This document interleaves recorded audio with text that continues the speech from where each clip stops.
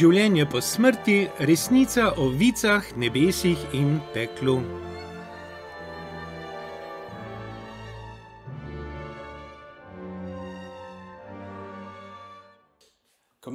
Veselo znanilo proti izkrivljenim predstavam.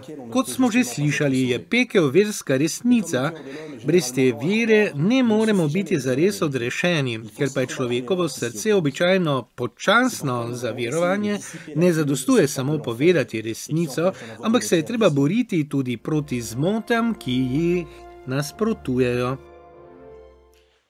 Zato bomo skušali razpihati dim, ki uhaja iz pekla in ovira jasen pogled. Prazen pekel.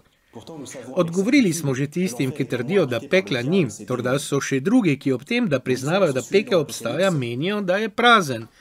In vendar z gotovostjo vemo, da v njem prebivajo najmanj hudič in njegovi demoni. Glede tega beremo v razodetju.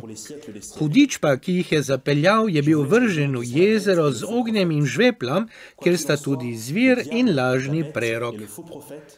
Tam bodo mučeni po dnevi in po noči na veke vekov. Sami ugibajte, kdo sta zvir in lažni prerok. Kakorkoli, hudič, zvir in lažni prerok, to so že trije v peklu. In še več, če zver predstavlja skupino oseb. Sicer pa vemo, da je Satan za seboj potegnil množico angelov, to je demonov, in tako kot Satan se tudi demoni ne morejo več spreobrniti, ker so že v večnosti, kjer spremembe niso več mogoče. So torej dokončno pogubljeni. Molitev zanje jim ne more nič koristiti. Kar zadeva ljudi, vemo, da številni umrjajo brez kesanja v stanju smrtnega greha in gredo torej v pekel. To je primer Juda Iškarjota, ki je naredil samomor potem, ko je za denar izdal Jezusa. Juda je zagotovo v peklu.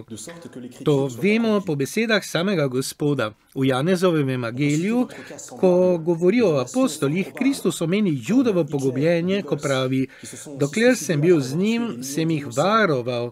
V tvojem imenu, ki si mi ga dal, obvaroval sem jih in nobeden izmed njih se ni pogubil, razen sina pogubljenja, da se izpolni pismo.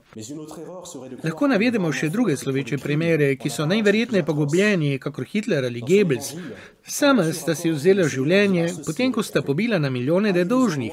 Kdo bi si lahko predstavljal, da imajo ljudje kot oni, tudi Stalin, svoj prostor v nebesih?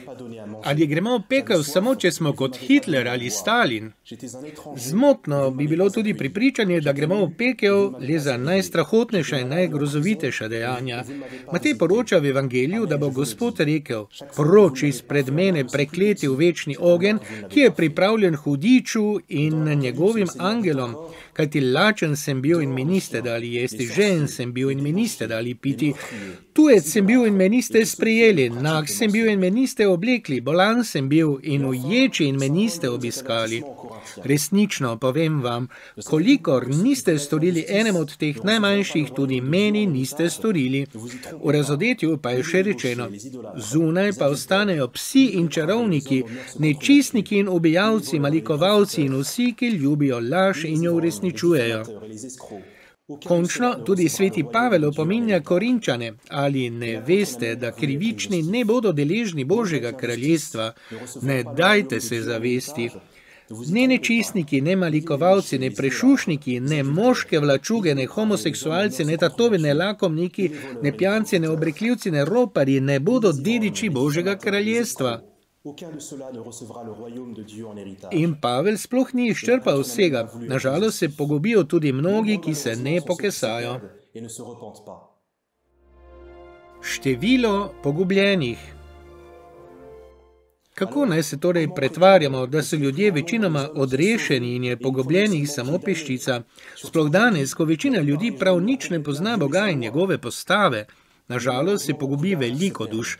Zato nam Gospod po eni strani naroča, naj gremo po ozki poti, ki vodi v odrešenje in na katero stopi le malo ljudi, in po drugi strani naj se izognemo široki poti, ki pelje v pogubo in ki ji sledijo mnogi. Toda krivda ni na Božji strani, če se toliki pogubljajo, ampak smo krivi mi, ki nočemo poslušati Božje besede ali pa je nočemo znanjati. Ali se kazen v peklu kdaj konča? Med tistimi, ki sicer še verujejo v pekel, so nekateri mnenja, da to ni večna kazen. Ločimo dvoje stališč. Ena trdi, da sta pekel in vice ena in ista stvar. Pogubljeni bodo torej šli vsi v nebesa, potem, ko bodo pretrpeli svojo kazen. Drugo stališče, ki ga zavzemajo na primer Jehove priče, a nažalost ne le oni, pa je v trditvi, da duša ni nesmrtna in da pekel ni nič drugega kot dokončno izničenje duše s telesom. Če na kratko odgovorimo na ti dve teoriji, lahko najprej rečemo naslednje. Okolikor ne verjamemo v večno življenje in smrt pogubljenih, ni razloga, da bi verjeli v večno življenje tistih, ki so odrešeni.